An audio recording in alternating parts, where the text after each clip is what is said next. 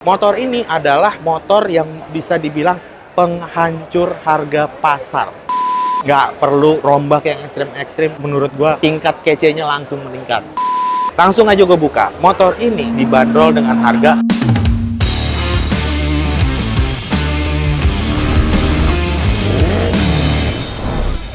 Baik lagi di channel TK Atras Jaya. Di episode kali ini gua sudah berada di IIMS 2026 dan lebih tepatnya gua berada di booth-nya KJ Motor Indonesia.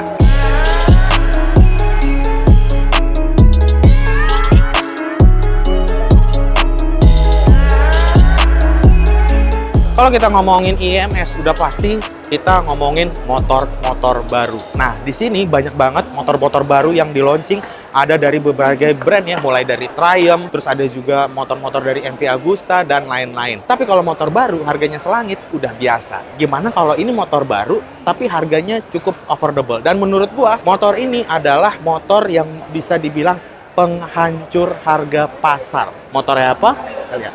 Ya, ini dia QJ Torino 250 cuy. Ya kalau misalnya kalian lihat dari motor ya, ini adalah genre bisa dibilang small medium adventure bike. Jadi buat kalian yang suka-suka touring pakai motor ini dual purpose, mantap banget cuy. Yang menarik dari motor ini adalah pertama harganya, dan yang kedua adalah fiturnya. Dengan harga yang menurut gue cukup affordable, motor ini udah disematkan fitur-fitur yang menurut gue luar biasa. Tapi sebelum ngomongin harga, gue mau jelasin dulu apa aja fitur yang ada di motor ini ya. Pertama kita ngomong dari bagian kayak kaki ini cuy. Untuk kayak kaki, motor ini roda depannya dibekali dengan lingkar velg ring 19. Untuk ukuran bannya itu adalah 90/90 ring 19. Velgnya ini udah pakai model jari-jari, tapi velgnya ini masih velg kaleng ya, bukan velg aluminium. Yang paling gokil juga adalah suspensi depannya cuy. Suspensi depannya kalau kalian lihat ini udah full upside down dengan travel yang cukup panjang ya. Jadi emang motor ini diciptakan untuk ngembat jalanan-jalanan gravel atau segala medan, walaupun mungkin nggak dipakai adventure yang terlalu berat gitu ya. Wheelbase motor ini adalah 1400 mm, termasuk agak bantat untuk ukuran motor adventure ya. Tapi keuntungannya motor ini bakal enak banget dipakai buat selap-selip alias lincah. Ditambah berat motor ini cuma 152 kg. Lumayan agak ringan untuk ukuran motor 250 cc yang rata-rata bermain di angka 155 sampai 180 kg. Efeknya, handlingnya harusnya lebih mudah dan ringan untuk pemula. Itu untuk roda depannya. Roda belakangnya ini dibekali dengan velg ring 17. Ukuran bannya ini 130/80 ring 17. Pakai velg kaleng juga, pakai velg besi ya, seperti yang depan. Untuk ban depan belakang ini sudah dibekali dengan ban tipe dual purpose. Mantep banget sih cuy. Ini kembangannya bukan yang kembangan asal-asal dual purpose ya. Menurut gue ini adalah kembangan yang karakternya dipakai di gravel atau di bebatuan masih oke. Dipakai daily, harian, jalan aspal juga masih oke banget. Untuk armnya sendiri di bagian roda belakang ini udah pakai arm model kotak. Dan pengeremannya depan belakang juga udah double disc. Kalau yang depan disc brake-nya lebih besar dibandingin yang belakang. Dan untuk yang depan itu ya, itu udah pakai pengereman 4 piston, yang belakang 2 piston. Dan untuk suspensi belakangnya ini sudah menggunakan monoshock alias shock tunggal di bagian tengahnya. Dengan spek kaki yang udah gue sebutin tadi ya, motor ini kalau dipakai harian atau dipakai ya adventure tipis-tipis atau ringan-ringan ke Bukit Sentul atau ke touring misalnya dari Jakarta Bandung, harusnya udah cukup banget atau lebih dari cukup ya. Karena apa? Secara dimensi motor ini memang diciptakan untuk touring atau jarak jauh. Dan yang kedua, yang gue suka dari motor ini adalah dimensinya nggak terlalu besar.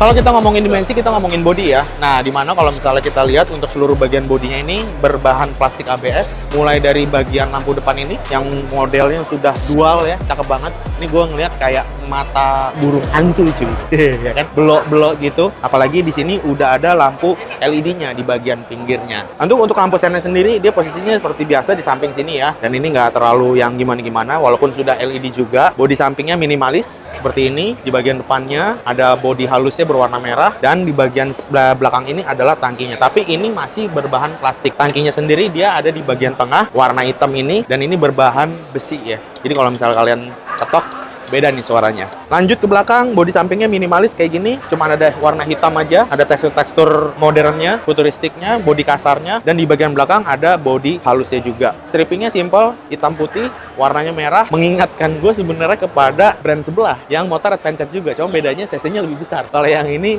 versi mininya cuy. Dan kalau kalian lihat di bagian belakang juga udah dibekali behel, tapi behelnya ini udah bener-bener behel yang didesain bisa buat langsung misalnya kayak pasang box atau pasang pannier, karena emang kelihatan desainnya ini well banget ya, kece banget. Pakai behel ini nggak pakai box juga masih oke buat daily. Terus kalau misalnya mau bawa barang yang misalnya kayak jas hujan atau sepatu basah atau kayak gimana itu ditaruh di belakang, diikat lagi pakai karet, masih kece juga. Di atas bagian headlamp utamanya ini ada visornya, udah otomatis ya, namanya motor adventure udah pasti ada yang namanya visor nih. Walaupun visornya ini visor fix ya, nggak terlalu tinggi dan nggak bisa di adjust naik turun, tapi menurut gua udah cukup lah untuk setelan kategori motor basic adventure. Visornya kalau misalnya mau di custom harusnya bisa dibikin lebih tinggi atau dipasangin part aftermarket yang ada peningginya gitu kan. Tapi jujur kalau gue sendiri, kalau misalnya di motor adventure, karena gue tinggi badan gue nggak terlalu tinggi ya, jujur gue lebih suka visor yang nggak terlalu tinggi, pendek-pendek aja cuy. Yang penting bisa ngedirect angin dari depan ke atas kepala.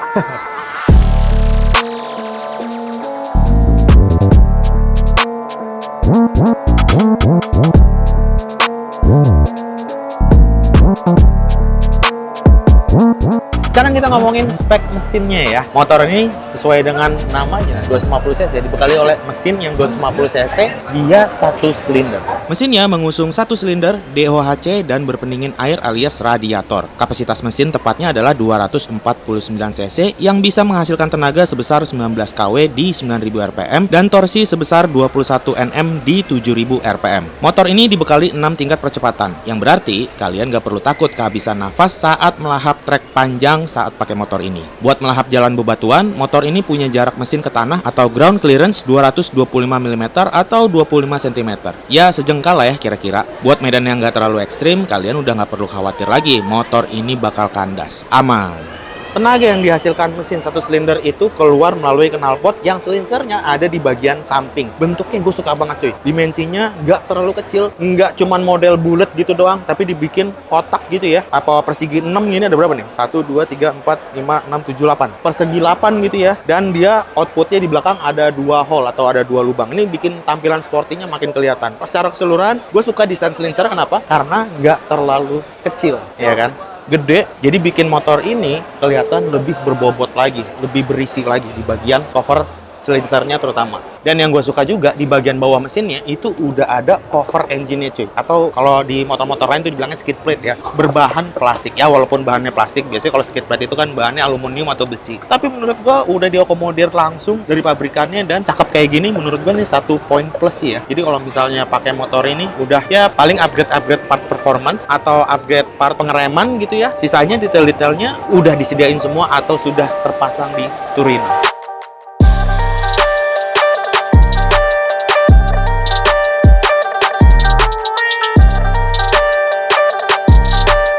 Salah satu poin minus kalau kita ngomongin motor adventure adalah jarak atau tinggi joknya cuy. Buat orang-orang yang tinggi badannya kayak gue ya, 160 atau kurang dari 160, 155 atau bahkan 165, itu biasanya suka mengeluhkan sitting postur atau posisi duduk yang jarak dari jok ke tanahnya itu cukup tinggi. Hal itu memang tidak terlepas dari motor ini yang punya ground clearance, yang punya tinggi jok cukup tinggi juga, tapi masih dalam batas wajar. Sekarang kita coba naikin ya. Nah, tinggi badan gua itu 160 cm.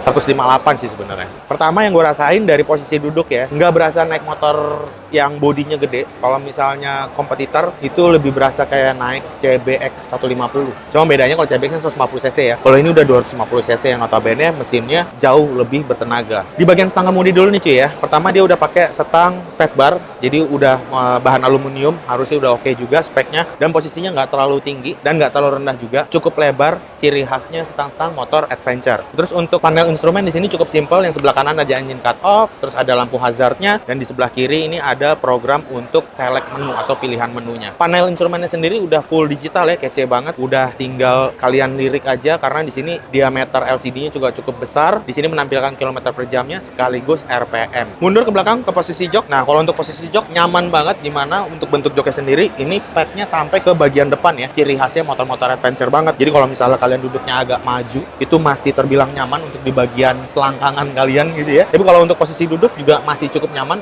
Layaknya naik motor 250 cc. Joknya terbilang empuk dan untuk space boncengannya memang nggak terlalu besar, tapi menurut gua cukup untuk dipakai 2 orang. Jadi nggak terlalu kekecilan juga. Posisi kaki, footstep, mid control, dia udah pakai footstep model besi gitu ya, yang bergerigi. Dan jatuhnya cukup ngegrip di bagian kaki atau di bagian sepatunya ini udah ngegrip banget. Posisinya mid control, nggak terlalu ke depan, nggak terlalu ke belakang juga. Nah, kalau kaki gua turunin, ini tinggi banget cuy ya. Tapi karena ini dipasangin pedok, ada standar pedok ya. Karena pedoknya cukup tinggi. Gue sih sebenarnya pengen nyobain, nurunin gitu gimana bakal tingginya motor ini gitu kan, buat gue yang tingginya 160, tapi harusnya sih aman-aman aja ya, nggak terlalu yang bakal jinjit-jinjit banget, apalagi sampai miring-miring gitu buat nurunin kaki. Ini karena di pedok aja jadinya berasa agak tinggi.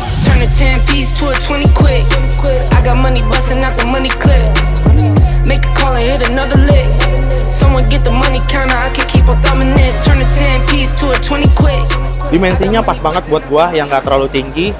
Kapasitas mesinnya 250 cc, cocok banget buat kalian yang pengen motor bisa dipakai berpetualang tapi bukan cc-cc besar. Handlingnya udah pasti bakal ringan walaupun gua belum test ride. Pertanyaannya adalah, kalau misalnya gua punya motor ini bakal gua apain? Nah, ini yang menarik. Yang pasti, hal yang pertama kali gua lakuin ketika gua punya motor ini adalah nomor 1, gua bakal ganti velg. Seperti yang tadi gua udah bilang ya, bahwa motor ini dibekali dengan kaki-kaki yang menurut gua cukup oke banget. Depan udah suspensi udah upside down, belakang udah monoshock gitu kan, tapi velgnya masih pakai velg besi. Gua kalau punya motor ini udah pasti bakal ganti velg pakai aluminium. 1, bahan aluminium biar lebih enteng. Yang kedua, dengan ukuran yang lebih lebar. Kayaknya untuk velg depan dicolok ukuran 215 itu masih masuk banget. Sedangkan yang belakang ini karena ukuran bannya 130/80 itu dicolok pakai velg ukuran 3 inci. Harusnya sih masih tetap aman. Karena kalau gue lihat jarak rantai ke bagian rodanya itu masih ada sekitar 2 sentian cuy. Jadi kalau velgnya masih digedein lagi, harusnya secara tampilan makin oke, secara grip bannya juga makin kece, looks-nya makin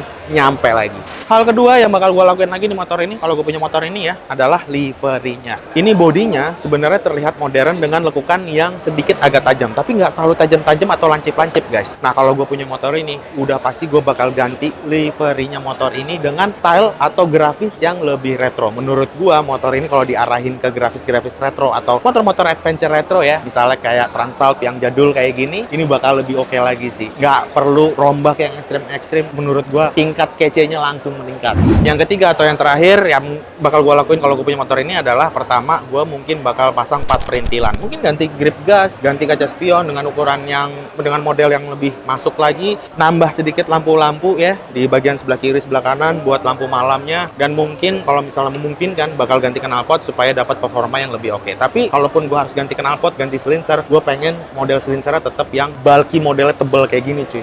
Bukan yang modelnya cuma kayak model silencer knalpot aftermarket biasa gitu ya.